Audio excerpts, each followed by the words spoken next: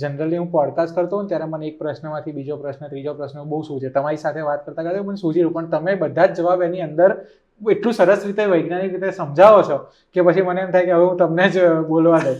પણ એનાથી મારે એક ખાસ ટોપિક જે કવર કરવો છે, જેના પણ તમે એક્સપર્ટ છો, એ છે વાસ્તુનો.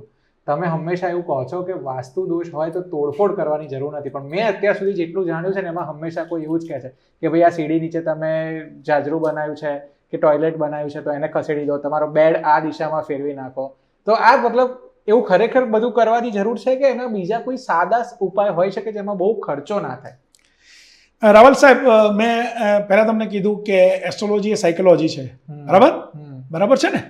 એવી જ રીતે વાસ્તુ એક કમ્ફર્ટ ઝોન છે. તો what is the meaning of comfort zone?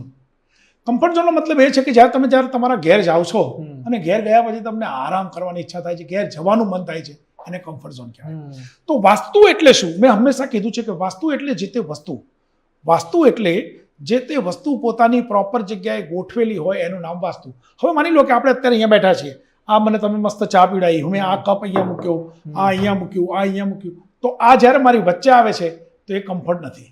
તો આ બધી વસ્તુઓને જ્યારે આપણે અહીંયા મૂકી દઈએ છીએ ત્યારે મને તમે મેદાન આપ્યું છે.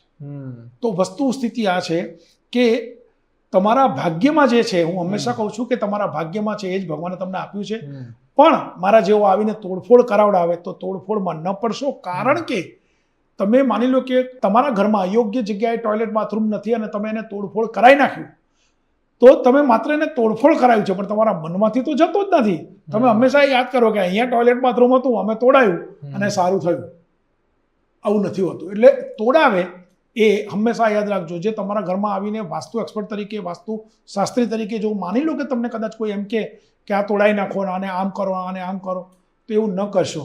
તમને જે નાક નકશા સાથે ભગવાને જન્મ આપ્યો છે ને એ જ નાક નકશા સાથે આખી દુનિયા ફરો છો ને તમે સાહેબ, ક્યાંય બદલાવા ગયા તો પછી એટલું યાદ રાખજો, જે તમારા ભાગ્યમાં છે એ જ તમને, ખાસ કરીને સાઉથ ફેસિંગના નામે અમે લોકોને બહુ ડરાવીએ છીએ. એટલે આ બધી વાતમાં પડતા નહીં. હા, બસ માત્ર એટલું છે કે વાસ્તુ બેલેન્સ હોવું જોઈએ. તમારું ઘર એવી રીતે હોવું જોઈએ કે તમને ઘરમાં જવાનું મન થાય, તમારું ઘર એવું હોવું જોઈએ કે તમને ત્યાં બેસવાનું મન થાય, તમારું ઘર એવું હોવું જોઈએ કે તમને ત્યાં તમારા મહેમાનોને બોલાવવાનું મન થાય. આટલું હશે ને તેમ સમજવાનું કે ક્યારેય કોઈ વાસ્તુ નડતું નથી. એટલે સાઉથ ફેસિંગ તમે વાત કરી ને, એટલે હું એના ઉપર જ વાત કરવાનો હતો કે જનરલી સૌથી પહેલા વાસ્તુમાં તો શું થાય કે ધન ટકતું નથી, દેવું થઈ જાય છે, તો કે તિજોરી આ દિશામાં ન રાખો. તો એવું હોય ખરેખર કે તિજોરી કોઈ સ્પેસિફિક દિશામાં જ રાખવી? કેમ કે એવું પણ કે દક્ષિણ દિશામાં લક્ષ્મીજી નથી રહેતા કે દક્ષિણ દિશામાં, મને એક્ઝેક્ટલી ખ્યાલ નથી, તમે થોડું વિગતવાર એને. હું એવું માનું છું કે વાસ્તુના નિયમો છે. વાસ્તુના નિયમો છે. નિયમો પ્રમાણે વાસ્તુમાં પૂર્વ દિશા ખાલી હોવી જોઈએ અને ઉત્તર દિશા ખાલી હોવી જોઈએ. પૂર્વ અને ઉત્તર જ્યારે ખાલી હશે અને તમારા ઘરમાં સાઉથ એટલે કે દક્ષિણ અને પશ્ચિમમાં વજન હશે તો તમારું ઘર બેલેન્સ થશે. એવું કહેવાય કે વાસ્તુ બેલેન્સ ક્યારે થાય કે આ જગ્યાએ વજન હોય ને આ જગ્યાએ વજન ના હોય તો તિજોરી એટલે વજન. એવું કહેવાય છે કે નૈઋત્ય ખૂણામાં તિજોરી મૂકો તો તમારા ઘરમાં ધનના ભંડારો ભર્યા રહે, કારણ કે તિજોરી એટલે વજન. અને નૈઋત્ય ખૂણો છે ને એ પિતૃઓનો ખૂણો છે અને પિતૃઓ તમારું ધન સાચવે છે. ત્યાં મૂકેલું ધન વધે છે, ચોરાતું નથી અને ખોટું વપરાતું નથી.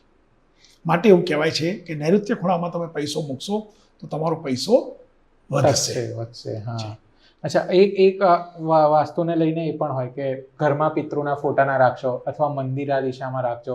તો મંદિરને રાખવાની યોગ્ય દિશા કઈ? પણ મંદિર તો મને એમ થાય કે પોતે જ ભગવાન છે, તો ભગવાનને પણ એવું હોય. આમ આપણે એવું કહીએ કે હવામાં ભગવાન છે, તો પછી એની સ્પેસિફિક દિશા કેમ? જનરલી એવું કહેવાય છે કે પૂર્વ દિશા આપણે બહુ પવિત્ર દિશા માનીએ છીએ. પૂર્વ અને ઉત્તર, ઉત્તરમાં કુબેર ભંડારનો વાસ છે, તો પૂર્વ અને ઉત્તરનો જે ખૂણો છે ઈશાન ખૂણો છે અને ઈશાન ખૂણાની જે સ્વામી છે એ શિવજી પોતે છે. માટે આપણે એવું નક્કી કર્યું કે ભાઈ ઈશાન ખૂણામાં પૂજા હોવી જોઈએ. તમારા ઘરમાં સગવડતા છે, જેમ આપણે બેડરૂમમાં સૂઈએ છીએ, કિચનમાં રસોઈ બનાવીએ છીએ, બાથરૂમમાં નાહીએ ધોઈએ છીએ, એવી રીતે ઈશાન ખૂણામાં પૂજા હોવી જોઈએ. પણ તમે કીધું એ પ્રમાણે ભગવાનની જે ઈચ્છા હશે ને એ જ થશે. તો તમારા ઘરમાં ઈશાન ખૂણામાં ભગવાન મૂકવાની જગ્યા નથી કે ભગવાનને બેસાડવાની જગ્યા નથી કે મંદિર બનાવવાની જગ્યા નથી, તો મંદિર તમે ક્યાંય પણ બનાવી શકો, પણ એટલું યાદ રાખો કે મંદિરની અંદર બહુ બધા ભગવાન ના હોવા જોઈએ. તમને ખબર છે આજકાલ મંદિરમાં એટલા બધા ભગવાનો હોય છે સાહેબ, આપણે તો શોધવા પડે કે કયા ભગવાન ક્યાં બેઠા છે. અને એમાંય તમારા મમ્મીને પૂછજો કે મમ્મી જ્યારે જાત્રા કરવા જાય ને ક્યાંય પણ, તો જે જગ્યાએ જાત્રા કરવા જાય ને એ જગ્યાથી એ ભગવાનને લઈ આવે. ખબર છે એમને કે આપણા ઘરમાં મંદિરમાં જગ્યા નથી, તો ભગવાનને આગા પાછા શું થાય, નવા ભગવાન લાવ્યા ને એટલે એનું માન સન્માન વધારે હોય. પેલા ભગવાન થોડા જૂના થઈ ગયા એટલે હટાવે ને પેલા નવા. ખાસ કરીને બહેનો આ બહુ કરે છે. તો મહેરબાની કરીને બહેનો એટલું જ કહું કે તમારે ઘરની અંદર મંદિર હોય, મંદિરની અંદર બહુ બધા ભગવાન ન હોવા જોઈએ. અને ખાસ કરીને એ યાદ રાખો, મંદિર કોઈ પણ જગ્યાએ હોય, મંદિરની અંદર તમે જે ભગવાનને બેસાડો છો, આસન આપો છો, એ પીળા કલરનું જ હોવું જોઈએ. અને મંદિરની ઉપર જે કર્ટન છે, જે પડદો છે, એ લાલ કલરનો જ હોય. તો મંદિર ક્યાંય પણ મૂકશો તો કોઈ પણ પ્રકારનો દોષ નહીં લાગે અને નહીં લાગે.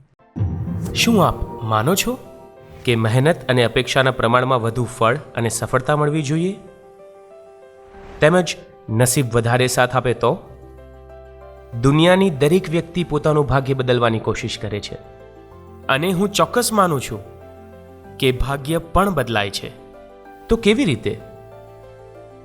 કુલ 3 રીતે ભાગ્ય બદલાય છે: ગ્રહોથી, કર્મો દ્વારા અને ભૂમિ થકી. આપણી કુંડળીમાં ગ્રહોને યોગ્ય જગ્યાએ ગોઠવવા એ આપણા હાથમાં નથી.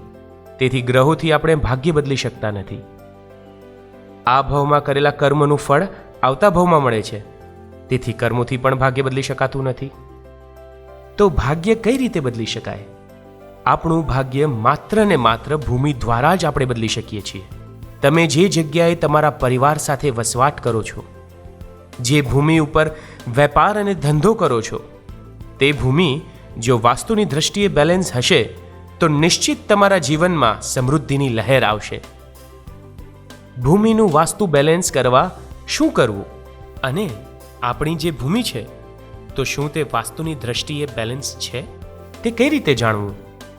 ખૂબ જ લોકપ્રિય અને દુનિયાના લગભગ 54 દેશોમાં વાસ્તુશાસ્ત્ર અને જ્યોતિષ વિદ્યા દ્વારા આપણી સંસ્કૃતિ ફેલાવનાર શ્રી શૈલેન્દ્રસિંહજી વાઘેલા બાપુ દ્વારા લિખિત સરળ ગુજરાતી ભાષામાં આપણા ઘરને વાસ્તુ બેલેન્સ આપણે જાતે કરીએ નામનું પુસ્તક, એમ કહેવાય કે એક ગ્રંથ આપણે વસાવીએ, વાંચીએ અને આપણે જાતે જ આપણા ઘરનું વાસ્તુ બેલેન્સ કરીને આપણા ઘરમાં સુખ, શાંતિ, સંપ અને સમૃદ્ધિ રહે તેવો ચોક્કસ પ્રયત્ન કરીએ.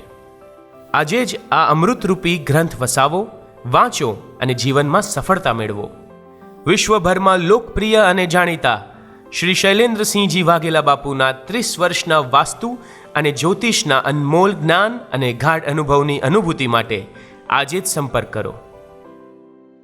Bapu's World, 305 Chitrarath Complex, near Hotel President, CG Road, Navarampura, Ahmedabad. Mobile 989898 8868. Email ggbapu@yahoo.com.